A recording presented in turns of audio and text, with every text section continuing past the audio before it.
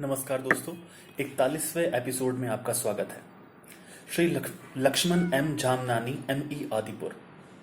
पहला, बचपन से मेरे विचार धार्मिक प्रवृत्ति के थे तथा सत्संग करना, शास्त्र पढ़ना व संत महात्माओं के दर्शन करने की काफी इच्छा होती थी। 1955-56 में जब मैं 10वीं पढ़ता था तब श्री दीपचंद त्रिलोकचंद जी के संपर्क में रहने पर उनसे स्वामी लीलाशाह जी के बारे में काफी सुना था। दादा दीपचंद जी मेरे उस्ताद थे तथा बचपन से ही मुझे अच्छा पथ प्रदर्शन करते थे, जिस कारण मुझ में अच्छे संस्कार पैदा हुए। उसके बाद मन में उस महात्मा के दीदार करने की बेहद प्यास रहती थी। 1957 में जब अजमेर में इंटर साइंस की पढ़ाई कर रहा था तब स्वामी जी अजमेर आए थे। मुझे उनसे मिलने की तीव्र इच्छा उत्पन्न हुई थी। यह तो सब जानते हैं ही कि स्वामी जी शहर से दूर जंगल की ओर एकांत स्थान में रहना पसंद करते थे। अजमेर में भी पुष्कर रोड स्थित किसी सज्जन के बगीचे में आकर ठहरे थे, जो शहर से 3 किलोमीटर दूर था। पिछले 1-1.5 वर्ष से मेरा शरीर अस्वस्थ रहता था। पेट में खराबी थी, लीवर में कुछ तकलीफ थी तथा शरीर में कमजोरी महसूस होती थी। आयुर्वेदिक तथा एलोपैथिक इलाज किए परंतु फायदा नहीं हुआ। सरदर्द भी काफी तेज होता था। स्वामी जी के बारे में सुनकर एक दिन प्रातः 4 बजे डॉक्टर आनंद कुमार प्रेमचंद के साथ मिलकर स्वामी जी के पास पहुंचा। हमारे आने का समाचार किसी प्रेमी ने स्वामी जी को दिया तो उन्होंने एकदम कुटिया का दरवाजा खोला। हम नमस्कार करके उनकी आज्ञा अनुसार पास ही बैठ गए। हम उनके तेजस्वी चेहरे की ओर देख रहे थे। उस समय वे जल नीति नमक पानी वाली क्रिया कर रहे थे। कहने लगे, इसके करने से काफी फायदे होते हैं, आप भी जरूर करें। दूसरे दिन गर्म पानी लेकर आने को कहा। फिर वे योग आसन करने लगे तथा बीच बीच में उनसे होने वाले फायदे बताने लगे। हम पर काफी गहरा प्रभाव पड़ा तथा आपस में कहने लगे कि कल से योगिक क्रियाएं व आसन सीखने आएंगे। फिर स्वामी जी तो जंगल की ओर घूमने चले गए तथा हम घर पर आ गए। परंतु उनकी सादगी भरी सूरत मन में समा गई थी तथा अंदर से आवाज आ रहा था कि ये साधारण इंसान नहीं है, परंतु सच्चे कर्मयोगी व नेक इंसान है। बालावस्था में तो इतना ही समझा जा सकता है। दूसरे दिन प्रातः 4 बजे गर्म पानी की बोतल भरकर स्वामी जी की कुटिया में उनके चरण कमलों में पहुंचे तो उन्होंने जल नीति सिखाई तथा योग आसन भी। काफी वार्तालाप भी हुआ। उसके बाद उन्होंने मुझे दवाई आदि छोड़ने के लिए कहा। फिर दवाइयों से होने वाली हानि के बारे में काफी समय तक समझाते रहे तथा स्वास्थ्य बढ़ाने के लिए खाने पीने में परहेज करने के बारे में भी काफी कुछ बताया, जो इस प्रकार है। 100 में से 80% बीमारियां पाचन शक्ति खराब होने के कारण होती हैं। जो चीज हजम नहीं होती वह कई दिनों के बाद तकलीफ देती है। अतः जो कोई वस्तु हजम नहीं कर सकता उसे खाने का भी अधिकार नहीं है। प्रत्येक को अपना डॉक्टर आप बनना चाहिए। इंसान अपने बारे में जो स्वयं जानता है वह डॉक्टर पूरा नहीं जान सकता। डॉक्टर बीमारियों को दबा देते हैं पर बाहर नहीं निकालते हैं। एक बीमारी को दबा देते हैं तो दूसरी प्रकट हो जाती है। डॉक्टर का यार सदा बीमार। डॉक्टरों व दवाइयों से हमेशा दूर रहना चाहिए। एक तंदुरुस्ती लाखों नेमत। अतः स्वास्थ्य के बारे में जानकारी रखना व नियम पूर्वक चलना बेहद जरूरी है। स्वस्थ नहीं रहेंगे तो अपने फर्ज, कार्य व अन्य भलाई के कार्य कैसे कर पाएंगे। धर्म, अर्थ, काम, मोक्ष स्वस्थ शरीर से जल्दी व आसानी से हो सकते हैं। तुम नियम पूर्वक रोजाना जल नीति व योग क्रिया किया करो तथा यह सब तुम 1101 और लोगों को भी सिखाना। यह क्रिया करने से सरदर्द हमेशा के लिए मिट जाएगा। आंखों की रोशनी बढ़ेगी, चश्मा पहनने की आवश्यकता नहीं पड़ेगी, जुकाम नहीं होगा, खांसी, टीबी, दमा आदि बीमारियां नहीं होंगी। स्मरण शक्ति बढ़ेगी, दिमाग तेज होगा, बाल मजबूत होंगे तथा जल्दी सफेद नहीं होंगे। सुबह को नाक आदि साफ करके या जल नीति के बाद 1 पाव ताजा पानी नाक द्वारा पीने से पेट की कई बीमारियां दूर हो जाएंगी। पाचन शक्ति ठीक होगी तथा कब्जी आदि में फायदा होगा। यदि नाक के द्वारा गाय का आधा या पाव भर ताजा दूध पिएंगे तो फेफड़े, आंखें व दिमाग के लिए काफी फायदेमंद होगा। नाक द्वारा गाय का दूध पीने से प्रथम दर्जे की टीबी भी दूर हो जाएगी। उसके बाद स्वामी जी योग आसन आदि करके सिखाते गए तथा उनसे होने वाले फायदों के बारे में जानकारी देते गए। उनके द्वारा दिए गए निर्देश इस प्रकार थे। स्वस्थ शरीर व बड़ी आयु जीने का रहस्य योग आसनों में समाया हुआ है, परंतु किसी होशियार से सीखने चाहिए।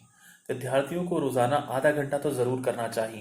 वे सर्वांग, हल व पश्चिमोत्तासन आसन पर अधिक ध्यान देते थे तथा कहते थे कि ये तीनों आसन काफी समय तक करने चाहिए। थकावट महसूस हो तो थोड़ा आराम करना चाहिए। आधा घंटा तो जरूर करें। अंत में धनुरासन व शवासन करके समाप्ति करें। स्वामी जी स्वयं भी 2-2 घंटे योग आसन करते थे। वे आसन करने में बेहद निपुण थे। कठिन से कठिन गर्भ आसन, पूर्ण मच्छिंद्र आसन भी बेहद आसानी से करते थे।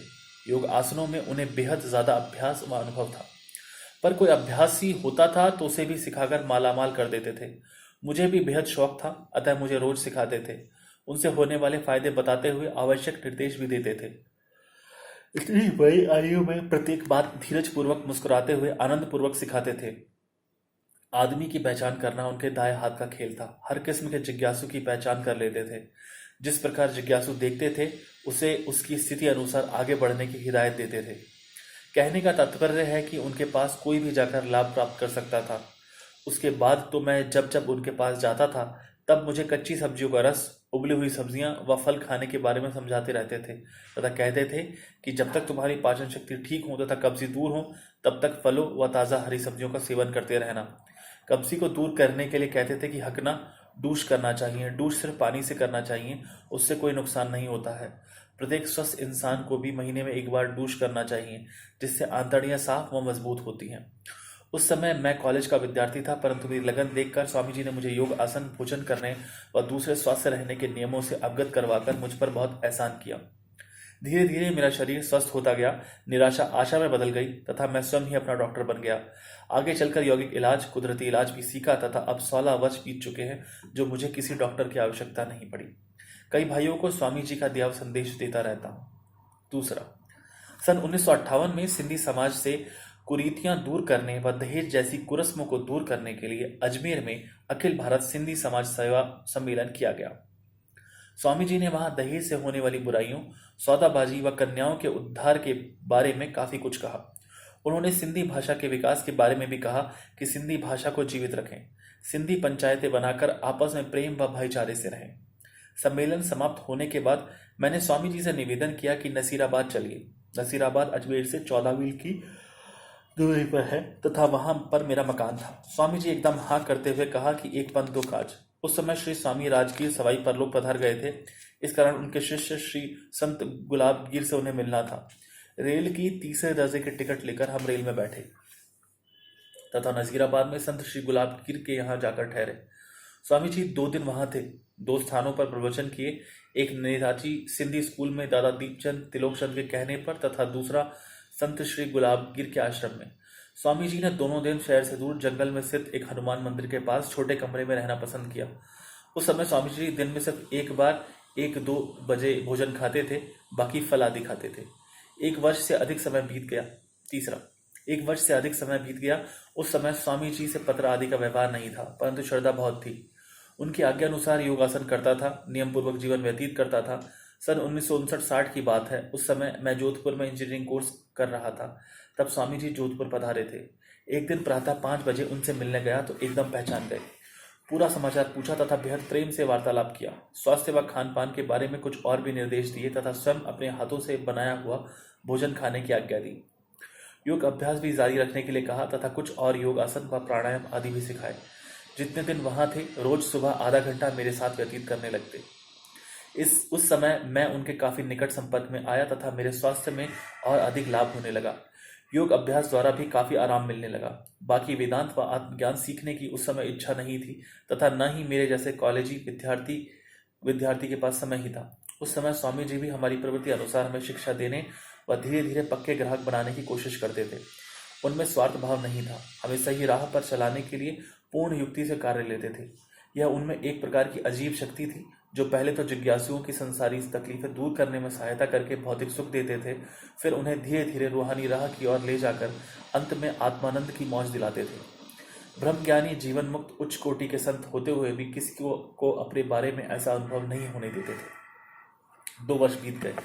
स्वामी जी के कहे अनुसार कुदरती इलाज व स्वास्थ्य के बारे में काफी पुस्तकों का अध्ययन किया, अभ्यास भी किया। अचानक मालूम हुआ कि स्वामी जी जोधपुर पधारे हैं। शायद सन 1961 की बात है। मैं बीए अंतिम वर्ष का छात्र था। स्वामी जी के प्रति मेरे मन में अटूट श्रद्धा थी। सुबह योग अभ्यास के लिए तो शाम को उनके सत्संग के प्रोग्राम में जाता था, परंतु कॉलेज की व्यवस्था के कारण सत्संग का अधिक लाभ नहीं ले पाता था। आखिर छुट्टियों में उनसे प्रोग्राम के बारे में पूछा तो उन्होंने नैनीताल आने के लिए कहा। फिर तो 1962 में बीए फाइनल की परीक्षा देकर मैं उनके पवित्र चरण कमलों में नैनीताल पहुंच गया। 5वां, नैनीताल शहर से 2 मील पहले हनुमानगढ़ है, जहां हनुमान, शिव आदि के 4-5 सुंदर मंदिर हैं। उनसे एक फलांग ऊपर एक ऊंची पहाड़ी पर शीला देवी मंदिर के पास ही स्वामी जी की आधा एकड़ फैली हुई बगीची है। जिसमें उनके रहने के लिए एक सादी कुटिया बनी हुई है तथा उससे कुछ दूरी पर नीचे की ओर बाहर के लिए झोपड़ी बनी हुई है जिसमें 2 छोटे कमरे हैं। बगीचे में कई फलों के पेड़ तथा फूलों और के पौधे लगे हुए हैं जो स्वामी जी ने स्वयं अपने हाथों से लगाए थे। स्वामी जी की कुटिया की दीवार से 3-4 दिन टिन शेड लगे हुए थे ताकि एक जिज्ञासु वहां भी रह सके और 2-3 जिज्ञासु माली वाली झोपड़ी में रह सकते थे। नैनीताल में बहुत ठंड पड़ती है तथा रात्रि को बारिश के समय अंदर रहना पड़ता है। मैं जब नैनीताल पहुंचा तब स्वामी जी ने मुझे अपने साथ पास में कुटिया में ठहराया। यह देखकर मुझे बेहद आनंद आया क्योंकि उनके साथ ही कुटिया में रहने का अवसर प्राप्त हुआ। स्वामी जी बाहर से आए हुए अतिथियों का खूब आदर सत्कार करते थे। मुझे भी कहा कि हाथ पांव धोकर आराम कर। फिर मैं बैठा था तो कुछ फल अपने हाथों से धोकर मुझे खाने के लिए दिए तथा पूछने लगे कि यहाँ आने में कोई तकलीफ तो नहीं हुई ना। फिर दूसरा समाचार पूछने लगे अर्थात माता पिता की भांति प्रेम पूर्वक व्यवहार करने लगे। उस समय स्वामी जी के पास उपलेटा निवासी श्री भोजराज केसवानी व बंबई निवासी श्री रामचंद्र कुंदनानी भी ठहरे हुए थे। स्वामी जी की उस समय दैनिक दिनचर्या नैनीताल में इस प्रकार थी। स्वामी जी प्रातः 3 बजे उठकर पानी भरते थे क्योंकि उस समय फुल सीजन होने के कारण पानी की बहुत तंगी थी तथा पानी पूरे दिन में सिर्फ एक बार आता था। नल के नीचे लोहे का ड्रम रखा रहता था, वह सुबह 3 बजे तक भर जाता था। उसमें से स्वामी जी बाल्टी द्वारा पानी निकालकर पास में रखे हुए दूसरे ड्रम में डालते थे, जैसे अधिक पानी भरा जा सके और व्यर्थ न जाए। यह कार्य करके फिर ध्यान समाधि में बैठते थे। कभी कभी प्रातः 3-4 बजे मुझे भी भजन सुनाते थे या रूहानी वार्तालाप करते थे। वे अपनी कमरे की खिड़की से ही बताते थे तथा आनंद का अनुभव कराते थे। प्रातः 5 बजे जंगल की ओर घूमने निकल जाते थे तथा 7 बजे लौट आते थे और आकर योगासन कराते थे। योगासन के समय मुझे भी बुलाकर सिखाते थे तथा कई निर्देश देते थे तथा आसन से होने वाले फायदे बताते थे। कभी योगासनों से पहले व कभी बाद में नमक पानी वाली चलनेती क्रिया करते थे। सुबह 8 से 10 बजे तक सत्संग होता था जिसमें इंद्रलाल शाह व शहर से दूसरे प्रेमी भी आते थे। उस समय साधारण बातों से लेकर गहरी बातें भी आसानी पूर्वक समझाते थे। वह सत्संग अक्सर वेदांत पर होता था। 10 बजे स्वामी जी नहाते थे, फिर या तो किन्हीं शास्त्रों का अभ्यास करते थे या कभी किन्हीं मित्रों को पत्र आदि लिखते थे। वहां आए हुए हम सभी प्रेमी सुबह 7 से 8 तक फूलों, पेड़ पौधों व गमलों में माली के साथ मिलकर पानी देते थे। कई दिन स्वामी जी भी हमारे साथ मिलकर पौधों को पानी देते थे। कई बार प्रातः 6 बजे जंगल से लौट आते थे तथा हम सभी प्रेमियों को बुलाकर सबके साथ मिलकर नीचे पहाड़ी से पत्थर ले आते थे। वे ऊपर आश्रम में इकट्ठे करते थे। स्वामी जी जब प्रातः या शाम को जंगल की ओर घूमने जाते थे तब कुछ समय नीचे जाकर पत्थर इकट्ठा करते थे। वे पत्थर बाहर से आने वाले अतिथियों के लिए कमरे बनवाने के काम में लिए जाते थे। स्वामी जी पूर्ण ब्रह्मज्ञानी, ब्रह्मनिष्ठी, ब्रह्मश्रोत्री व जीवन मुक्त होते हुए भी सच्चे कर्मयोगी थे। वे स्वयं अपने हाथों से काम करते थे, किसी पर हुक्म नहीं चलाते थे। कई बार तो स्वामी जी अकेले ही पत्थर इकट्ठे करते थे तथा ऊपर लाते थे। जब हम यह देखते थे तब उनसे निवेदन कर आज्ञा लेकर हम भी उनके साथ कार्य करते थे। कई बार स्वामी जी सुबह शाम जब जंगल में घूमने जाते थे तो मुझे भी अपने साथ ले जाते थे। कभी कभी कुछ पुस्तक, ताजे फल आदि व सूखे मेवे, अंजीर, मुनक्के आदि अपने साथ लेते थे तथा घूमते घूमते किसी गांव में पहुंच जाते थे। वहां देखने में आता था कि स्वामी जी को गांव वाले पहले ही पहचानते हैं। स्वामी जी कईयों को पढ़ने के लिए पुस्तकें देते थे तथा पहले दिए गए पुस्तक पढ़ने के बाद वापस लेते थे। किसी को तो पुस्तक दान में भी देते थे तथा कई आत्म जिज्ञासुओं को वहां बैठकर शास्त्र पढ़ाते व समझाते थे। यह थी स्वामी जी की चलती फिरती लाइब्रेरी जिसे स्वामी जी स्वयं संभालते थे। उसके बाद वहां आए हुए बीमारों से हालचाल पूछते थे और उन्हें उनका इलाज बताते थे। जिनको दमे, खांसी या पेट की खराबी आती होती थी उनको मुनक्के व अंजीर देकर कहते थे कि इनको धोकर आधा किलो पानी में भिगो लो तथा रात को इतना उबालो कि पानी एक पाव हो जाए, फिर उसे ठंडा करके मसलकर छान कर पिया करो। रात्रि को और कुछ मत खाओ। इस प्रकार किसी को है पानी दूसरे दिन सुबह पीने के लिए भी देते थे, किसी को सप्ताह तक पीने के लिए देते थे, किसी बीमारों को दूसरे फल मेवे आदि खाने को देते थे तथा किसी को खाने पीने से परहेज करना तो किसी को जलनीति व योगासन सिखाते थे। कभी कभी जंगल से लौटते समय बीच रास्ते में ही योगासन करते थे तो कभी आश्रम में आकर करते थे। इन सब बातों से देखने में आता है कि उनमें अनंत सेवा भावना थी। वे स्वयं पैदल चलकर गरीब, दुखियों, बीमारों व निर्धनों की सेवा करते थे। उस समय स्वामी जी के आश्रम में भोजन आदि की अच्छी व्यवस्था नहीं थी, मानो वहां तपस्वी जीवन व्यतीत करना होता था। स्वामी जी तो त्यागी तपस्वी ऋषि मुनि थे, परंतु प्रेमी वहां ज्यादा समय तक नहीं रुक पाते थे, आते जाते रहते थे। कोई 2 दिन, कोई 4 दिन तो कोई 5-6 दिन रहता था। स्वामी जी भी उन्हें जल्दी जाने की आज्ञा देते थे क्योंकि वहां रहने व खाने पीने की ज्यादा व्यवस्था नहीं थी। सिर्फ स्वामी जी द्वारा की गई मेहमान नवाजी ही सब कुछ थी। उस समय दिन में सिर्फ एक बार सादा भोजन बनता था। वह बगीचे का माली गणित बनाता था जो कि चौकीदार भी था। वही भोजन स्वामी जी तथा वहां आए हुए प्रेमियों को मिलता था। सुबह 8 से 10 बजे सत्संग के बाद स्वामी जी गेहूं का आटा व सब्जी, अधिकतर दाल माली को देते थे। वह रोटी तथा दाल बनाकर देता था। लगभग 12 बजे के पहले स्वामी जी को तथा फिर दूसरों को भोजन देता था। भोजन के बाद कुछ आराम किया जाता था। स्वामी जी भी टाट उठाकर पेड़ की छाया में आराम करते थे। शाम को या रात्रि को स्वामी जी प्रेमियों को कुछ फल, कच्ची सब्जियां आदि देते थे, जिनमें कच्ची भिंडी, गाजर, चने, किशमिश तथा कभी कभी अखरोट व काजू भी खाने को देते थे। फिर पूछते थे कि और भूख हो तो ले लेना, परंतु कोई नहीं लेता था। नैनीताल में ठंड होने के कारण ज्यादा भूख लगती थी, परंतु प्रेमी वहां खाने पीने या मौज करने के लिए नहीं जाते थे। वे तो जाते थे कि एक त्यागी तपस्वी स्वामी जी की छत्र छाया में आनंद लेने हेतु, इसलिए खाने पीने की परवाह नहीं करते थे। दिन को भोजन करने के बाद स्वामी जी की आज्ञा अनुसार कुछ प्रेमी नैनीताल शहर घूमने के लिए जाते थे तथा अक्सर कोई पुराना प्रेमी उन्हें नैनीताल घुमाने ले जाता था। वे नैनीताल घूम भी आते थे तथा वहां से स्वामी जी के लिए आई हुई डाक भी ले आते थे। वहां से आटा, सब्जियां, फ्रूट व सूखा मेवा आदि भी खरीद लाते थे, जिनके लिए स्वामी जी उन्हें पहले ही पैसे दे देते थे। कहते थे कि आप अतिथि हैं तथा खर्च लीलाशाह करेगा। दिन को आराम करने के पश्चात सभी कोई ना कोई पुस्तक पढ़ते थे।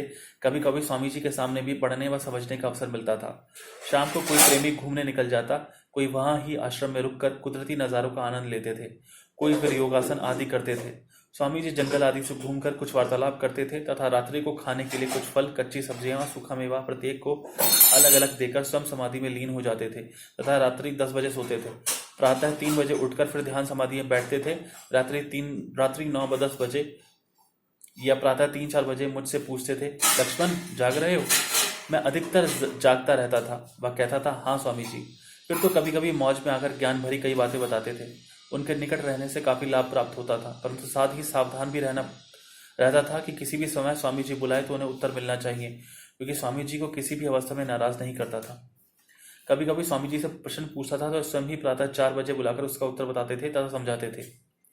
स्वामी जी के पास नैनीताल में किसी जरूरतमंद लोगों के पत्र आते थे तो स्वामी जी उन्हें मनी ऑर्डर द्वारा पैसे भेजते थे अथवा वहां रहने वाले अपने शिष्यों को पत्र लिखकर उनके द्वारा उन्हें सहायता करते थे। कोई प्रेमी स्वास्थ्य या किसी तकलीफ के बारे में लिखते थे तो उन्हें यथायोग्य उत्तर लिखकर उनकी शंका का समाधान करते थे। उस वर्ष सत्य प्रकाश ब्रह्मचारी नामक एक प्रेमी कुछ दिन के लिए स्वामी जी के दर्शनार्थ आया था। वह ब्रह्मचारी था तथा उसे योग अभ्यास की अच्छी जानकारी थी। स्वामी जी की आज्ञा से उनके साथ कुछ योग अभ्यास किया। फिर मालूम हुआ कि स्वामी जी उसे कई वर्षों से संस्कृत पढ़ने के लिए आर्थिक सहायता देते थे। एक दिन प्रातः जल्दी ही स्वामी जी सभी प्रेमियों को अपने साथ घुमाने के लिए पवाली गांव ले गए। वह नैनीताल से लगभग 8 मील की दूरी पर है। वहाँ टीबी सेंटोरियम है तथा वहाँ जर्दालू आदि कई फल पैदा होते हैं।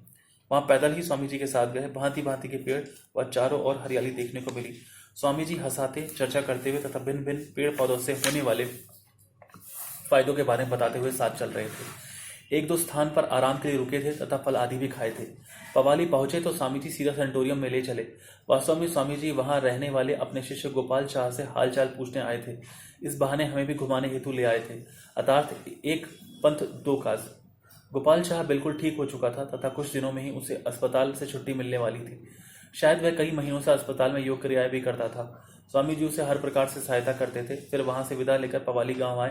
वहां भोजन आदि किया। थोड़ा आराम करने के बाद घूमने के लिए निकले और जर्दालू आदि फल काफी मात्रा में थे। सबने खाए। फिर बस द्वारा शाम को वापस आश्रम आ गए। कुछ दिनों के बाद गोपाल शाह अस्पताल से छुट्टी मिलने पर स्वामी जी के पास आया। स्वामी जी ने उसके लिए शहर में रहने की व्यवस्था की, क्योंकि आश्रम में व्यवस्था नहीं थी।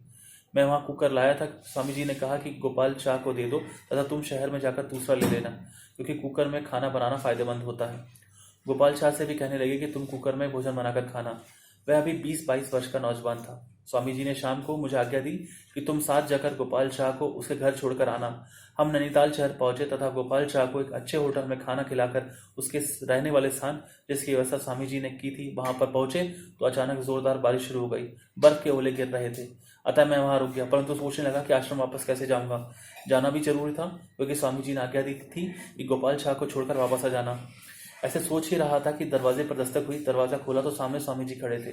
हम दोनों आश्चर्यचकित हो गए कि अंधेरी रात में ठंड व बारिश होते हुए स्वामी जी 2 मील दूर से यहाँ कैसे पहुंचे।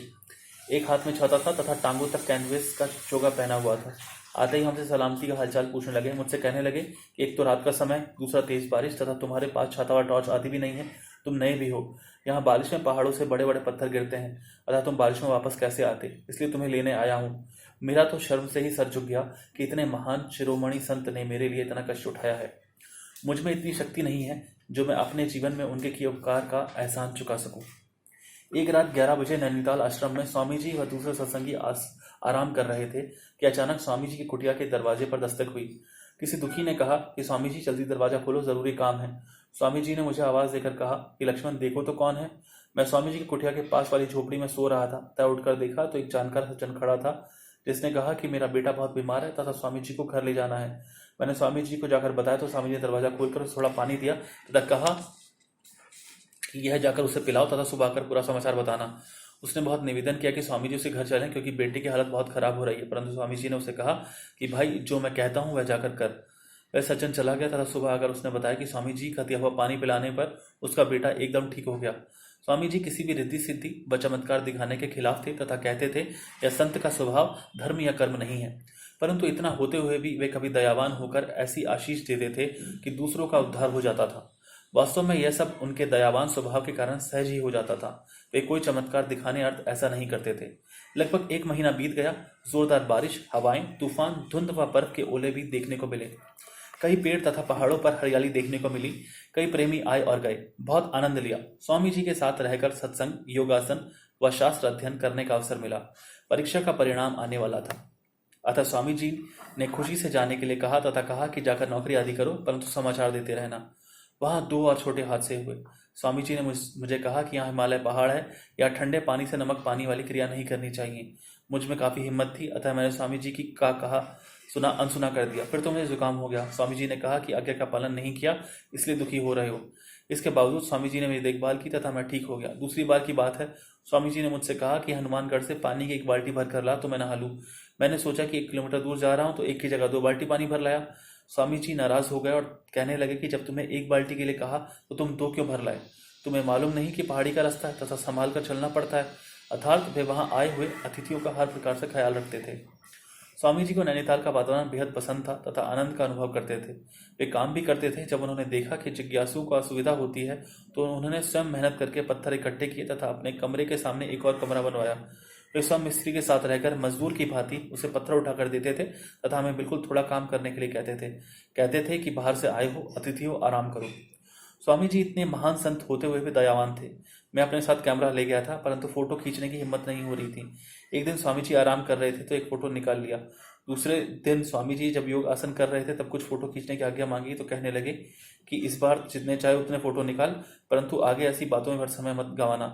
मुझे बेहद प्रसन्नता हुई तथा 3-4 दिनों में भिन्न भिन्न 5 स्ट्रीट फोटो निकाल लिए। 1 माह बिताकर स्वामी जी से आज्ञा लेकर नसीराबाद पहुंचा। परीक्षा का परिणाम निकला था। मैं उत्तीर्ण हुआ। कुछ महीनों के बाद उदयपुर स्थित पॉलिटेक्निक में नौकरी मिली। स्वामी जी से पत्र व्यवहार होता रहता था। वे भी उत्तर देते थे तथा अपना प्रोग्राम व निर्देश लिखते रहते थे। वर्ष 1964 में स्वामी जी नैनीताल नहीं गए, परंतु गर्मियों में आबू पहाड़ पर आए। उस समय स्वामी जी की सेवा में श्री वीरभान सागर भी आ गया। आबू में स्वामी जी को आराम नहीं मिला क्योंकि वहां मच्छर ज्यादा थे तथा शायद हवा पानी भी रास नहीं आया। शरीर अस्वस्थ व कमजोर हो गया, तब भी काम करते रहते थे। 7वां, बंबई स्थित घाटकोपर में स्वामी लीलाशाह सोसाइटी के चेयरमैन स्वामी जी स्वयं थे। इस कारण उनका बंबई आना जाना लगा रहता था। सोसाइटी में काफी हेराफेरी होती है, इसलिए स्वामी जी को काफी दौड़ धूप करनी पड़ती थी। स्वामी जी का विचार था कि किसी गरीब व सरल स्वभाव वाले मेंबर से ठगी ना हो। स्वामी जी के नाम से होते हुए भी सोसाइटी का कार्य सही तरीके से नहीं चल रहा था। स्वामी जी स्वयं बंबई होते थे तो कुछ काम होता था, परंतु उनके जाने के बाद कार्य बंद व हेराफेरी शुरू हो जाती थी। इस कारण स्वामी जी अधिक समय बंबई में रहने लगे। स्वयं न ठीक रहते हुए भी बंबई के निकट मैराथन पहाड़ी पर जाकर रहने लगे।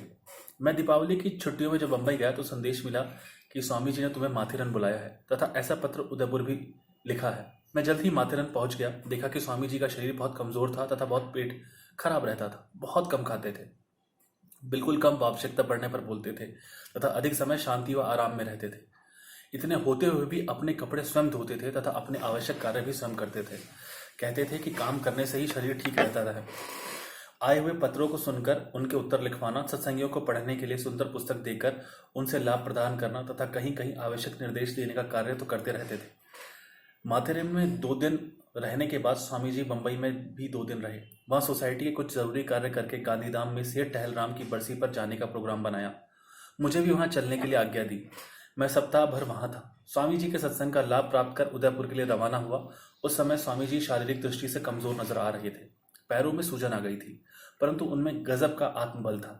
डॉक्टर सोप सिंह व कई अन्य डॉक्टरों ने स्वामी जी को दवा आदि लेने के लिए आग्रह किया, परंतु स्वामी जी ने इनकार कर दिया। धीरे धीरे योगासन व योगिक क्रियाओं द्वारा शरीर को ठीक करते गए। कहते थे कि शरीर के लिए 3 बातें आवश्यक हैं: खाना, हवा व आराम। लोग शरीर से ज्यादा काम लेकर आराम नहीं करेंगे तो शरीर कमजोर होता जाएगा। 8 वर्ष 1965 में मार्च या अप्रैल में स्वामी जी ने टेलीग्राम करके मुझे बंबई बुलाया।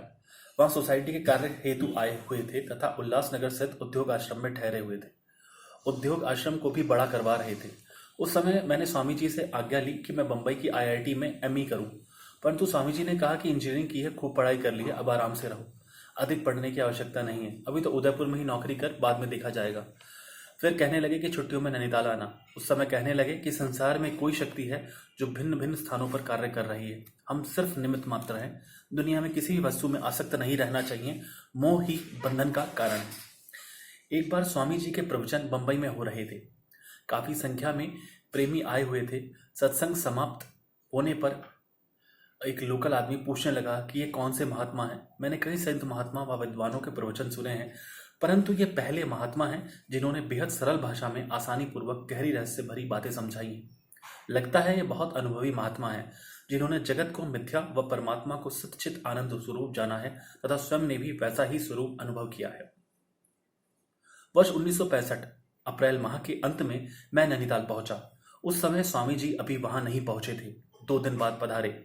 इस बार स्वामी जी के पास रहने व खाने पीने की अधिक सुविधाएं थी, क्योंकि वर्ष 1964 से श्री वीरभान स्वामी जी की सेवा में आया था तथा वही स्वामी जी व अन्य अतिथि के लिए भोजन बनाता था। वास्तव में वीरभान एक वह इंसान जो उल्टी दिशा की ओर जा रहा था, परंतु किन्हीं पूर्व कर्मों के कारण उस पर स्वामी जी की कृपा हुई। स्वामी जी ने उसे बीड़ी पीने व भांग आदि लेने की बुरी आदतों से दूर किया। उसके गले में काफी गंदगी थी तथा खांसी भी थी। स्वामी जी ने यौगिक क्रियाएं व योगासन करवाकर उसका स्वास्थ्य ठीक किया। वह खाने पीने का शौकीन था। इस बार मैं 3 सप्ताह वहां ठहरा तथा सुबह शाम स्वामी जी के सत्संग का लाभ प्राप्त करता था। स्वामी जी का शरीर अभी भी कमजोर लग रहा था। वे नियम पूर्वक भोजन खाते थे, योगासन व योगिक क्रियाएं भी करते थे तथा आराम भी करते थे। फिर धीरे धीरे उनका शरीर ठीक होता गया। 11वां, मैं नैनीताल से स्वामी जी से विदा लेकर अजमेर होते हुए उदयपुर पहुंचा। स्वामी जी वहां 1 महीना और भी ठहरे, फिर हरिद्वार होते हुए वापस बंबई आकर स्थित सोसाइटी व अन्य कार्यों में लग गए।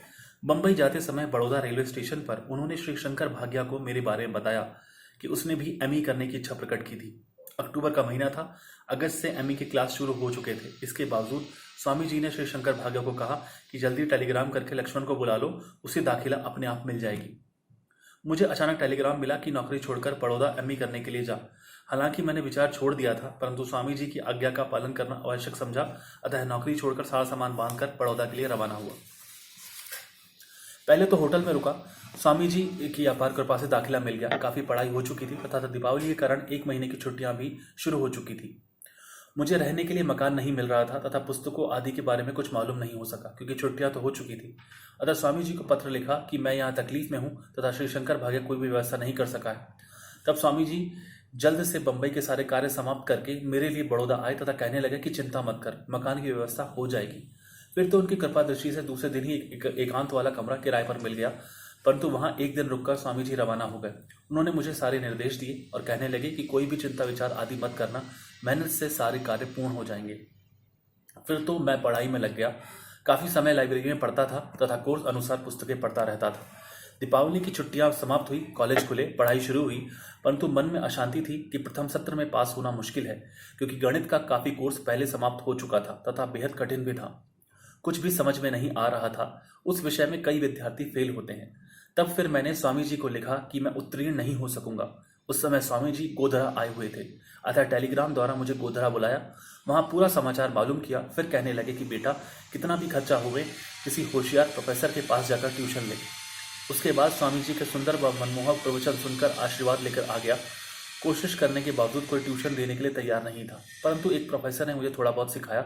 शेष स्वामी जी पर भरोसा रखकर खूब मेहनत करने लगा और अंत में पास हो गया। बड़ौदा में 2 वर्ष एमई पढ़ने के दौरान स्वामी जी 3 बार वहां आए। दूसरी बार 11 दिन तथा तीसरी बार 3 दिन रुके। तब उनकी मुझ पर इतनी कृपा हुई कि भोजन भी मेरे हाथ से बना हुआ खाते थे। मैं भी सारे कार्य भूलकर स्वामी जी के लिए दीवाना हो जाता था। उस समय स्वामी जी का बड़ौदा स्टेशन से काफी आना जाना होता था। इस कारण वर्ष में 4-5 बार तो उनका दर्शन हो जाता था। हर बार टेलीग्राम करके स्टेशन पर बुलाते थे, चाहे अर्धरात्रि का समय ही क्यों ना हो। कितनी महान कृपा करते थे बालक को दर्शन देने की। उनकी कृपा से एमई में प्रथम श्रेणी में उत्तीर्ण हुआ। उसके बाद क्या करूं, इस बारे में स्वामी जी से पूछा। स्वामी जी उस समय गणेशपुरी ब्रजेश्वरी बम्बई के निकट थे। मुझे वहां बुला लिया। वहां गंधर्व के गर्म पानी के कुएं तथा झरने दिखाकर कहा कि इस पानी में नहाने से चमड़ी के सभी प्रकार के रोग दूर हो जाएंगे। वहां स्वामी जी सेठ नारायण दास के बंगले में ठहरे थे। वहां मैंने स्वामी जी के सत्संग का काफी लाभ प्राप्त किया। कुछ दिन वहां पर रहे, फिर वापस बंबई आए। वहां बोरीवली स्थित श्री श्रीवानंद के एक आश्रम में पधारे। वहां सोसाइटी में की गई हेराफेरी को ठीक करने के लिए कुछ मेंबरों व कार्यकर्ताओं को आवश्यक निर्देश देकर उनके बीच होने वाले झगड़े समाप्त किए। हर रोज प्रातः 4 से 6 बजे तक विचार सागर का तथा शाम 6 से 8 बजे तक पंचदशी का सत्संग होता था। वह समय बंबई के कुछ खास सत्संगी प्रेमियों को सत्संग का लाभ पहुंचाने हेतु रखा गया था। बहुत आनंद आता था। मैं वहां 10 दिन तक था। स्वामी जी सेवा के काफी कार्य करते थे। किसी योगासन सिखाते थे तो किसी बीमार का इलाज बताते थे तथा किसी दुकान व मकान के झगड़े होते थे तो उनका निवारण करते थे। अर्थात कोई भी उनके पास आता था तो वह लाभ प्राप्त कर जाता था, चाहे वह भौतिक हो या आध्यात्मिक। एक दिन स्वामी जी ने मुझसे भी पूछा कि नौकरी आदि के बारे में तुम्हारा क्या विचार है। मैंने उत्तर में कहा कि जैसे आपकी आज्ञा, परंतु चाहता हूं कि वहां नौकरी करूं जहां आपका अधिक से अधिक आना हो। स्वामी जी मुस्कुराकर बात को टाल गए, परंतु फिर कहा कि मेरा बंबई में आना कम होगा। मैंने कहा कि मुझे भी बंबई पसंद नहीं है, क्योंकि यहाँ रेल में आने जाने में ही जिंदगी पूरी हो जाती है। फिर मैंने बताया कि बड़ौदा में इंजीनियरिंग रिसर्च इंस्टीट्यूट में मुझे 400 रुपये भी मिलेंगे तथा मैं पीएचडी भी कर सकूंगा। यह बात स्वामी जी को अच्छी लगी। मैं स्वामी जी से आशीर्वाद लेकर बड़ौदा गया तथा डायरेक्टर से मिला। वह एकदम मान गया तथा पीएचडी करने के लिए मदद करने का दिलासा दिलाया। यह सब स्वामी जी की कृपा से हो गया। 12वां, एक बार रात को 2 बजे बड़ौदा स्टेशन पर स्वामी जी से मिलने गए। स्वामी जी का बड़ौदा वाला शिष्य श्री डीपी चांदवानी भी था। वह मुझसे कहने लगा कि उसका तबादला अब अलवर की तरफ होने वाला है, ऑर्डर निकलने वाला है, अब मैं बहुत परेशान हो जाऊंगा तथा बच्चों को पढ़ाई में भी बाधा आएगी। मैंने उससे कहा कि चिंता मत करो, स्वामी जी से निवेदन करेंगे तो सब ठीक हो जाएगा। कहने लगा कि स्वामी जी को वह बात कही जाए जो होने वाली हो। खैर, रेल आई, स्वामी जी का दर्शन किया। मैंने स्वामी जी से श्री चांदवानी के तबादले वाली बात बताई तो स्वामी जी कहने लगे, जो ईश्वर करे उसमें प्रसन्न रहना चाहिए, कोई चिंता मत करो। मैंने कहा, स्वामी जी यह तो ठीक है, परंतु आप भी तो आशीष करें। स्वामी जी ने कहा, आशीष आशीष। रेल रवाना हुई। हम भी अपने अपने घर चल गए। कुछ दिनों के बाद मालूम हुआ कि श्री चांदवानी का तबादला रद्द हो गया। वह अब भी बड़ौदा में है, उसका प्रमोशन भी हो गया है। इससे सिद्ध होता है कि स्वामी जी की आशीष में कितनी बड़ी शक्ति थी। 13वां, बड़ौदा निवासी श्री गोकुलदास भागिया स्वामी जी का परम श्रद्धालु, वेदांती व नेक इंसान था। स्वामी जी ने अपने सच्चे शिष्य की याद में गोकुल नगर सोसाइटी बनाने की आज्ञा दी तथा उन्होंने ही उसका उद्घाटन किया। जब बुनियाद की नींव रखी गई तब फिर स्वामी जी का बड़ौदा आना हुआ तथा वहां सोसाइटी में उन्होंने प्रवचन दिए। प्रवचन करते हुए स्वामी जी ने कहा कि मेरा जन्म सिंधी जाति में हुआ है तथा मैं चाहता हूं कि अपनी जाति के लिए भलाई के कार्य करूं, परंतु सिंधी लगते तो सीधे हैं, लेकिन जब उलझते हैं तो उन्हें मालिक ही बचाए। दूसरी जातियों में तो बहुत एकता, प्रेम, प्यार है। उनकी सोसाइटियां तो बाद में बनी, पहले मकान बन गए, परंतु हम सिंधियों की सोसाइटियां तो पहले बन गई पर मकान अभी तक नहीं बने हैं। उनका इशारा गोकुल नगर सोसाइटी व बंबई घाटकोपर स्थित सोसाइटी की ओर था कि वहां सिंधी आपस में ही झगड़ रहे हैं। अतः आप सिंधी आपस में एकता करो। तुम हो तो बहुत होशियार, समझदार, परंतु आपसी फूट से दूर रहो। आपस में भाइयों की भांति रहकर अपना व दूसरों का उद्धार करो। 14वां, सन 1966 में छुट्टियों में नैनीताल की ओर जाने की तैयारी कर रहा था। स्वामी जी ने आज्ञा दी थी कि पहले आगरा आना, फिर वहां से नैनीताल चलेंगे। मैं आगरा पहुंचा। आगरा में बहुत गर्मी थी, पर गौशाला व दूसरे सेवा कार्यों की निगरानी के लिए स्वामी जी का वहां उपस्थित रहना जरूरी था, इसलिए गर्मी सहकर भी वहां काम करवा रहे थे। गौशाला की 4 दीवारी वे स्वयं बनवा रहे थे तथा गायों के लिए घास की व्यवस्था कर रहे थे, क्योंकि ट्रस्ट में शायद इतने पैसे नहीं थे। मैंने देखा कि स्वामी जी अन्य स्थानों से पैसे इकट्ठा करके आगरा वाली गौशाला में देते थे। वहां श्री कृष्ण गौशाला है, जिसमें उस समय करीब 100 गायें थी तथा वह काफी सुंदर गौशाला थी। स्वामी जी को गांवों से बेहद स्नेह था। वे स्वयं गौरक्षक व गौपालक होकर कार्य करते थे। शाहगंज में मुस्लिम इलाके में गौशाला चलाना काफी कठिन कार्य था, फिर भी स्वामी जी की कृपा से चलता रहता था। हिंदू मुसलमानों के कई झगड़े स्वामी जी स्वयं सुलझाते थे। गौशाला में हर रोज शाम 6 से 8 बजे तक स्वामी जी के प्रवचन होते थे। बहुत प्रेमी आते थे। मैं आगरा में करीब 3 सप्ताह था। फिर स्वामी जी कहने लगे कि तुम्हारा नैनीताल तो यहाँ हो गया, अब अगले वर्ष आना। 15वां, नवंबर 1968 में बड़ौदा में मुझे टेलीग्राम मिला कि स्वामी जी आदिपुर आए हैं। मैं छुट्टी लेकर आदिपुर पहुंचा। स्वामी जी वहां से टहलराम की बरसी पर आए हुए थे। स्वामी जी ने मुझसे पूछा कि यहाँ आदिपुर में नौकरी करने के लिए तैयार हो। मैंने कहा जैसी आपकी आज्ञा। स्वामी जी ने उससे कहा कि किसी के साथ जाकर श्री हरि दिलगिरी से मिलकर आओ। मैं उनके पास गया। मुझसे मेरे बारे में उन्होंने पूरा समाचार पूछा। फिर कहा कि आने वाले वर्ष में जून से तुम्हें नौकरी पर रखा जाएगा। मैंने वापस आकर सारा समाचार स्वामी जी को सुनाया। तब स्वामी जी ने कहा कि तब तक चाहो तो बड़ौदा में ही नौकरी करो या यहाँ आकर धर्मशाला बनवाने का कार्य करो। उस समय बड़ौदा में मैं रिसर्च का कार्य कर रहा था तथा काफ़ी कार्य किया था, परंतु मैंने सोचा कि यहाँ आदिपुर में रहने का फिर अवसर मिले अथवा नहीं, तथा स्वामी जी की भी इच्छा थी कि मैं आदिपुर में रहूं। उस समय पीएचडी करने के लिए स्वामी जी मुझे अमेरिका भेजने के लिए भी तैयार थे, परंतु मैंने इनकार कर दिया कि मैं आपसे बिछुड़ जाऊंगा। इसलिए मैंने कहा कि स्वामी जी आदिपुर ही ठीक रहेगा।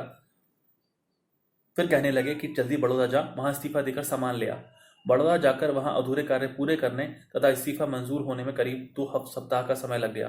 तब तक स्वामी जी सिर्फ मेरे लिए वहां रुके हुए थे। मेरे आदिपुर पहुंचने पर उन्होंने धर्मशाला बनवाने का कार्य मेरे सुपुर्द कर दिया, मुझे अपने आश्रम में ही रहने के लिए आज्ञा दी तथा स्वयं रटन पर निकल गए। सॉल्वा। कुछ महीने के बाद उन्होंने टेलीग्राम द्वारा मुझे पाटन गुजरात बुलाया। धर्मशाला तथा मेरी नौकरी के बारे में जानकारी ली तथा धर्मशाला के लिए निर्देश भी दिए। वहां पाटन में सिंधी कैबिन वाले गरीब सिंधियों को म्यूनिसिपैलिटी वालों ने परेशान कर रखा था तथा उनकी कैबिनें हटाने का निर्णय लिया था। इस कारण स्वामी जी उन्हें पुनः बसाने तथा उस झगड़े को निरस्त करवाने की कोशिश कर रहे थे। इसके लिए वहां सिंधियों में फूट थी। उनके झगड़े सुलझाने तथा आपस में प्रेम व एकता से रहने के लिए स्वामी जी उन्हें समझाते रहते थे। इस कारण उन्हें रात्रि 2 बजे तक भी जागना पड़ता था। अंत में सिंधियों का उद्धार हुआ। 17वां। स्वामी जी की प्रेरणा व आशीर्वाद से आदिपुर में धर्मशाला निर्माण कार्य में सबका सहयोग मिलता रहा। धर्मशाला का कार्य जल्दी पूरा हो, इस हेतु स्वामी जी से पत्र व्यवहार होता रहता था। वे जल्दी जल्दी पैसे भेजते तथा साथ ही निर्देश भी देते थे। फरवरी 1969 में स्वामी जी कुछ महीनों के लिए विदेश रटन पर गए। जब पैसों की कमी होने लगी तो उन्हें टेलीग्राम किया। इस कारण वे जल्द भारत आ गए तथा पैसों की व्यवस्था की। पहले सिर्फ 35,000 रुपए का कार्य करवाना था। वह पूरा हुआ तो किसी दानी सेठ ने स्वामी जी को 25,000 रुपए सत्संग हाल वसंत कुटिया बनवाने के लिए दिए। फिर वह कार्य शुरू हो गया। साथ ही मुसाफिरों के लिए धर्मशाला खोल दी गई। स्वामी जी की आज्ञा अनुसार धर्मशाला निःशुल्क रखी गई तथा चौकीदार आदि का खर्चा स्वामी जी स्वयं देते थे। दूसरे वर्ष धर्मशाला किराया प्रति व्यक्ति प्रतिदिन के लिए 25 पैसे रखा गया। तब भी काफी भीड़ होने लगी तथा धर्मशाला की लाइट, पानी के बिल और चौकीदार आदि का खर्चा भी नहीं निकल पाता था। स्वामी जी चाहते थे कि धर्मशाला स्वयं के खर्चे पर चले। इस कारण 20,000 रुपए और लगाकर धर्मशाला को बड़ा किया। फिर ट्रस्ट का गठन कर धर्मशाला ट्रस्टियों के हवाले की गई। अब देखने में आता है कि उस धर्मशाला से थोड़ी बहुत आमदनी हो रही है, अर्थात स्वामी जी इस प्रकार कार्य करवा गए कि वे हमेशा चलती रहे। 18वां। आदिपुर में आने के बाद स्वामी जी के करीब रहने के कारण उनके कई कार्यों की जानकारी मिली। स्वामी लीलाशाह अश्वमेघ यज्ञ कमेटी उनकी स्थापित की हुई है। इस संस्था द्वारा करीब 100 गरीब व जरूरतमंद परिवारों को अनाज की सहायता दी जाती है। दूसरी निःशुल्क नारीशाला भी चलती है। इसके लिए गरीब कन्याओं की सहायता गुप्त रूप से की जाती है, जिसके तहत गरीब कन्याओं के विवाह हेतु उन्हें आर्थिक सहायता की जाती है। यह कार्य स्वामी जी स्वयं संभालते थे। उन सब कार्यों की पूर्ति हेतु हर माह कई दानी पुरुष दान देते थे तथा स्वामी जी द्वारा लिखे गए दुकानों व मकानों से भी हर माह किराया आता था, जिससे ये कार्य संपन्न होते थे। 19वां। स्वामी जी आदिपुर में ही थे कि एक रात सेठ टहलराम की तबीयत खराब हो गई। डॉक्टरों को बुलाया गया पर सबने कहा कि बचने की उम्मीद नहीं है। उस समय उनका तीसरा नंबर बेटा सेठ महादेवमल स्वामी जी के आश्रम में आया। उसने पूरा समाचार बताया। स्वामी जी ने कहा कि चिंता मत करो। उसे पानी से भरा लोटा देकर कहा कि इसके छींटे टहलराम व घर पर लगाओ, ईश्वर करेगा सब ठीक हो जाएगा। उसने जाकर ऐसा किया तो सेठ टहलराम ठीक हो गया तथा उसके बाद 1 वर्ष और जीवित रहा। 20वां। गांधीधाम निवासी श्री टीकम चेतनानी स्वामी जी का अच्छा सेवाधारी शिष्य है तथा उसका भाई श्री भावनदास चेतनानी भी स्वामी जी का शिष्य है। उसे संतान नहीं हो रही थी, अतः उसने स्वामी जी से निवेदन किया तथा काफी समय उनके साथ रहा। प्रभु अपने भक्तों का होता है, अतः एक दिन उन्होंने उसे आशीर्वाद दिया। उसे पुत्र संतान हुई, वह बेहद प्रसन्न हुआ। 21वां। गांधीधाम निवासी मास्टर ताराचंद भूलचंदानी एक नेक इंसान व वेदांत का पाठ करता था। उसे कैंसर हुई तो उसने ऑपरेशन करवाया, परंतु फायदा नहीं हुआ। स्वामी जी का शिष्य था। स्वामी जी ने उसे कहा कि ऑपरेशन करवाकर तुमने बड़ी भूल की है, खैर सब कुछ ठीक हो जाएगा, चिंता मत कर। स्वामी जी द्वारा बताए गए देसी इलाज करने से वह बिल्कुल ठीक हो गया तथा काफी वर्षों तक जीवित रहा। उसने वेदांत का काफी अच्छा अभ्यास किया तथा दुनियावी कार्य करते हुए शरीर त्यागा। 22वां। गांधीधाम निवासी प्रिंसिपल श्री भगवान दास बाबीचंदानी की माता को सीने में कैंसर हो गए। वे स्वामी जी के पास इलाज करवाने हेतु आए तो उसे कहा कि आदिपुर में उनके द्वारा बनवाए गए कुएं से पानी पिलाना, पर भूलकर भी ऑपरेशन मत करवाना। वे उसे कुएं का पानी पिलाते रहे तो उसे थोड़ा बहुत फायदा हुआ, परंतु माता ने जबरदस्ती ऑपरेशन करवाया तो गुजर गई। 23वां। आदिपुर गांधीधाम, जिसे स्वामी जी नई सिंध भी कहते थे, वहां उन्होंने सेवा व परोपकार के काफी कार्य करवाए। आदिपुर रेलवे स्टेशन के पास एक टूटा हुआ कुआं था जिसका उपयोग नहीं होता था क्योंकि वह पूरी तरह टूट चुका था। स्वामी जी उस तरफ घूमने जाते थे। एक बार कुछ किसानों व चरवाहों ने स्वामी जी से निवेदन किया कि इस कुएं की मरम्मत आदि करवाकर इसे ठीक करवाएंगे तो कई जानवरों का भला होगा। स्वामी जी ने एकदम अपने गांधीधाम निवासी शिष्य हरि को कहा कि सीमेंट व पत्थर मंगवाकर मजदूर रखकर इस कुएं को तैयार करवा। पूरा खर्चा स्वामी जी ने किया। कुआं तैयार हुआ। उसका पानी कुछ खारा था। स्वामी जी ने कहा कि फिक्र मत करो, यह खारा पानी बेहद लाभकारी सिद्ध होगा तथा पेट की सभी बीमारियों को दूर करने के लिए फायदेमंद होगा। पाचन शक्ति ठीक करेगा तथा कब्जी दूर करेगा। उस कुएं का नाम रखा हरि हाजमेदार दुख भंजन कुआं। सचमुच उस कुएं से कई बीमारों को लाभ हुआ तथा लाभ लेते रहेंगे। इसके अलावा हजारों जानवरों, किसानों व चरवाहों के लिए भी यह कुआं उपयोगी सिद्ध हुआ। स्वामी जी ने लीलाशाह आश्रम में एक नया कुआं खुदवाया। सभी कहने लगे कि स्वामी जी व्यर्थ पैसे बर्बाद कर रहे हैं, क्योंकि उस इलाके में जो भी कुएं खुदवाए गए थे सब में से खारा पानी निकला था तथा आसपास जो कुएं थे उनमें भी खारा पानी था। फिर भी कुआं खुदवाया गया तथा स्वामी जी ने उसका उद्घाटन अपने हाथों से किया। आश्चर्य की बात है कि उसका पानी एकदम मीठा निकला। उस पानी में काफी गुण हैं तथा कई प्रेमी श्रद्धापूर्वक वह पानी गंगा जल की भांति इस्तेमाल करते हैं। 24 सन 1972 की बात है। स्वामी जी आदिपुर आश्रम में विराजमान थे। स्वामी जी का सेवाधारी शिष्य श्री वीरभान कुएं पर पानी भरने गया तो एक छछूंदर ने उसे काट खाया। वह बेहोश होकर गिर पड़ा। उसके पूरे बदन में जहर फैल गया। कुछ प्रेमी श्री वीरभान को उठाकर स्वामी जी के पास ले आए। तब स्वामी जी ने उन्हें स्वामी तेल की शीशी लाकर दी तथा कहा कि काटने वाले स्थान पर मालिश करो तथा पानी के छींटे वीरभान के शरीर पर लगाओ।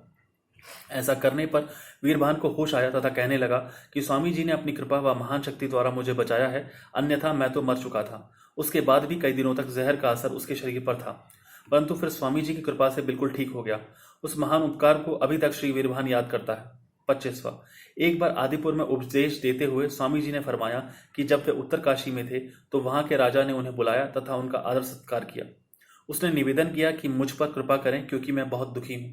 स्वामी जी ने उसे कहा, तुम स्वयं सर्व संपन्न राजा हो, मैं तुम्हें क्या आशीर्वाद दे सकता हूं। तुम्हारे पास तो सुख के सब साधन मौजूद हैं, तुम स्वयं हम पर आशीष करो। इस पर राजा को रोना आ गया तथा उसने अपने दुखों का दास्तान सुनाया। स्वामी जी ने बताया कि यह है दुनियावी सुखों का हाल। तुम तो थोड़े से सुख साधन मांगते हो, पर राजा के पास तो सब सुख के साधन मौजूद थे, फिर भी इतना दुखी था। दुनिया की कोई भी नाशवंत वस्तु सुख नहीं दे सकती है, अतः उस सच्चे स्थायी सुख की तलाश करो जो आपसे दूर नहीं है।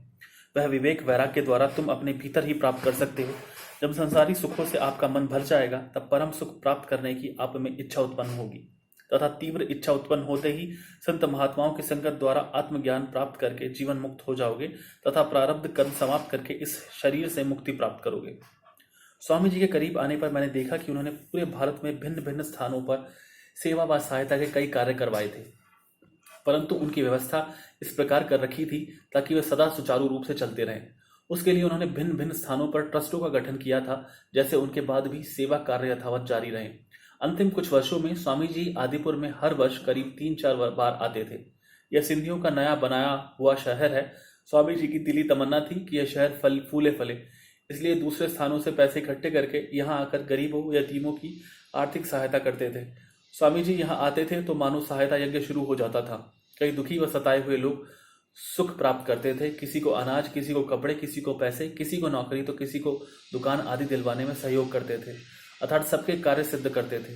बीमारों को देसी इलाज बताते थे तो आश्रम में आए हुए जिज्ञासुओं को सुबह शाम प्रवचन सुनाकर उनका जीवन धन्य करते थे। स्वामी जी के यहाँ आने पर उनकी कुटिया में मानो मेला लग जाता था। सभी प्रकार के लोग अपनी अपनी बुद्धि व स्थिति अनुसार लाभ प्राप्त करते थे। 26वां यह शायद सन 1968 की बात है। राजस्थान में बारिश नहीं होने के कारण अकाल पड़ा था। जानवर भूख से मर रहे थे। उसके लिए कुछ दानवीरों ने सरकार की सहायता से जोधपुर में पशुपालक केंद्र खोला था, जिसमें हजारों लाखों की तादाद में जानवर इकट्ठे हुए थे, जिसमें ज्यादातर गायें थी। बड़े बड़े दानवीरों ने उनके लिए दान किए। स्वामी जी भी वह केंद्र देखने के लिए जोधपुर गए।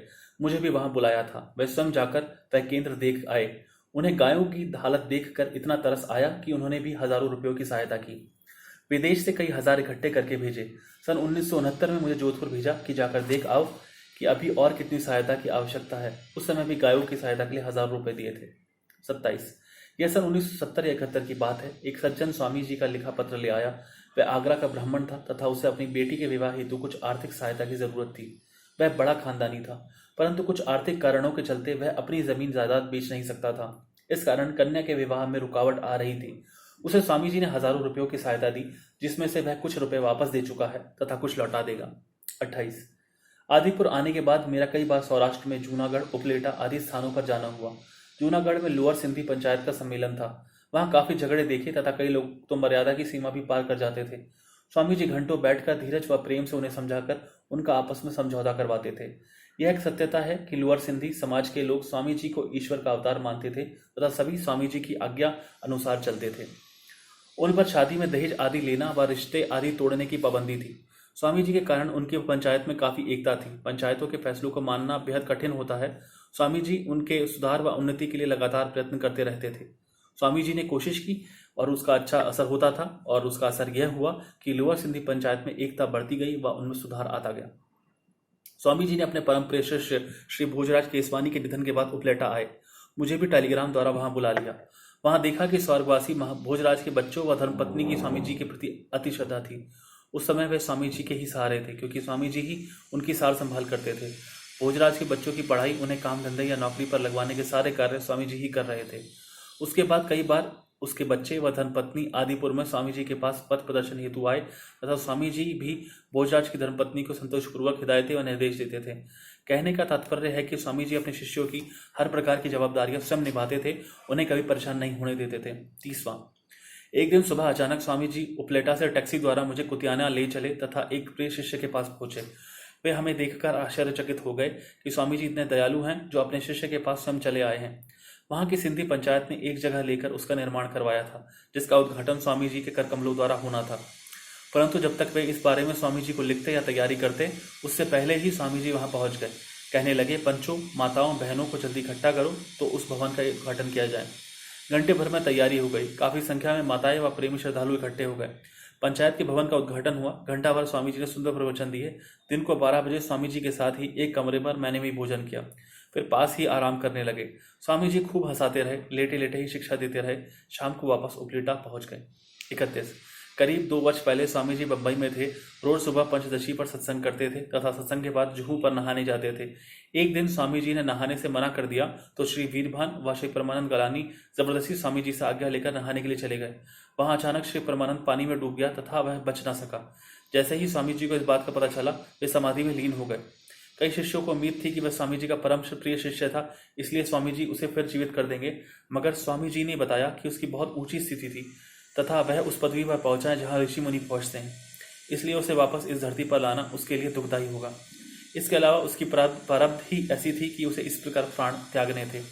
अपने परम शिष्य की मर्यादा के लिए स्वामी जी ने कुछ दिनों तक भोजन नहीं खाया तथा उसकी माता व धर्मपत्नी को खूब दिलासा दिलाया, आशीर्वाद दिया तथा उनके घर में प्रवचन भी किए। मुझे एक बात याद आ रही है। मैं देखता था कि स्वामी जी की श्री परमानंद पर अपार कृपादृष्टि थी। वे प्रातः 4 बजे उसे पंचदशी पढ़ाते थे। मैं समझता था कि परमानंद पर स्वामी जी की बहुत बड़ी कृपा है, परंतु यह तो स्वामी जी को ही मालूम था कि वह संसार में ज्यादा रहने वाला नहीं है। इस प्रकार उसके लिए 3-4 महीने बंबई की तकलीफें सहकर भी उसे वेदांत की शिक्षा देते थे। स्वामी जी ने परमानंद की शादी करने के लिए मना किया था, परंतु उनकी माता के काफी कहने में मजबूर होकर स्वामी जी ने उसे शादी करने के लिए आज्ञा दी थी। 32वां। वर्ष 1972 में अभी छुट्टियां शुरू ही हुई थी कि 2-3 टेलीग्राम करके मुझे नैनीताल बुला लिया तथा आज्ञा दी कि यहाँ महीना भर रुककर फ्लैश लेटरिन बनवा कर जा। उस समय नैनीताल से स्वामी जी के आश्रम में अतिथियों के ठहरने हेतु कुछ और कमरे बन चुके थे, जिनमें लगभग 15 अतिथि तो आराम से रह सकते थे। कई अतिथि जो कि विदेश अथवा बड़े शहरों से आते थे, वे फ्रेश होने के लिए जंगल में जाने से डरते थे, इसलिए 2 फ्लैश लेटरिन व एक सुविधाजनक गुसलखाना बनवाने का प्रोग्राम था। मैं वहां लगभग 4 सप्ताह तक रहा तथा वे कार्य पूरे करके लौटा। मुझे इस बात का पता नहीं था कि स्वामी जी के शारीरिक रूप में होते हुए मैं अंतिम बार नैनीताल का दर्शन कर रहा हूँ। जुलाई 1972 में स्वामी जी मथुरा व हरिद्वार होते हुए सौराष्ट्र आए। वहां से फिर आदिपुर आए। मथुरा में काफी दिन रुके थे क्योंकि वहां एक सिंधी धर्मशाला बनवाने का प्रोग्राम था। आदिपुर के बाद बंबई का प्रोग्राम था तथा वहां से वे विदेश जाने का प्रोग्राम था, क्योंकि स्वामी जी के विदेश निवासी कई शिष्य प्रेमी उनकी राह देख रहे थे। 33। स्वामी जी के शिष्य श्री आसन मनवानी ने स्वामी जी से निवेदन किया, एक बेहद सुंदर व सुशील लड़की है, उसका उद्धार करो। उससे मेरी सगाई हेतु लिखा गया था। जब स्वामी जी अगस्त 1972 को आदिपुर में आए तो लड़की के माता पिता ने स्वामी जी से निवेदन किया, स्वामी जी आप अपने सामने ही सारे कार्य करके जाओ। स्वामी जी ने कहा कि मैं जल्दी विदेश जाने वाला हूँ, वहां से लौटकर यह कार्य करेंगे, परंतु उन्हें सब्र नहीं था, कहीं बात इधर उधर ना हो जाए। तब स्वामी जी ने भी मौज में आकर कहा, ठीक है, पहले शादी होगी। स्वामी जी ने मुझे बुलाकर मेरी राय पूछी। मैंने कहा, जैसे आपकी इच्छा होगी वैसा ही होगा। फिर तो 2 दिन में सादगी पूर्वक शादी की सारी तैयारियां हो गई। स्वामी जी कहने लगे, घर से किसी को मत बुलाना, मैं तुम्हारी माता के रूप में यहीं ही मौजूद हूँ। ऐसे अचानक जादू के खेल की भांति मेरा विवाह करवा दिया। फिर एक दिन वहां रुककर स्वामी जी बंबई गए और वहां से विदेश रवाना हो गए। 34। स्वामी जी अभी विदेश में ही थे कि जूनागढ़ से स्वामी लीलाशाह विद्या मंदिर की पूरी बिल्डिंग निर्माण के दौरान धराशायी हो गई। स्वामी जी की कृपा से किसी को चोट नहीं पहुंची, क्योंकि उस समय स्कूल बंद था। स्वामी जी को विदेश में टेलीग्राम किए गए। दिसंबर के माह के आखिर में स्वामी जी बंबई लौट आए तो जूनागढ़ स्कूल के ट्रस्ट का सेक्रेटरी भी वहां पहुंचा। स्वामी जी ने उन्हें नई बिल्डिंग बनवाने की आज्ञा दी तथा उस स्वामी लीलाशाह स्कूल के लिए डोनेशन इकट्ठा करने की भी आज्ञा दी। इसके लिए हजारों रुपए तो बंबई में जमा हो गए। कुछ दिन बंबई में रहकर स्वामी जी वापस आदिपुर आए तथा कुछ प्रमुख ट्रस्टियों को जूनागढ़ से आदिपुर बुलाया। लगभग 2 लाख रुपए की स्कूल की बिल्डिंग बनवाने का निर्णय लिया गया। मुझे उसके लिए डिजाइन व प्लानिंग तैयार करने के लिए कहा गया। मैं दूसरे सारे कार्य छोड़कर उस कार्य में लग गया तथा सारा कार्य तैयार करके दिया। 35। आदिपुर का काम कुछ कम हुआ तो जूनागढ़ का काम बढ़ गया, परंतु स्वामी जी ने कहा कि यह दूर का काम है, बिल्डिंग बनने के बाद तुम्हें नहीं संभालनी पड़ेगी। स्कूल का काम शुरू हुआ। 10-15 दिन में एक बार वहां जाना होता था। 3 बार तो स्वामी जी स्वयं वहां थे तथा टेलीग्राम द्वारा मुझे भी बुलाया था। वे सदा आशीर्वाद देते रहते थे।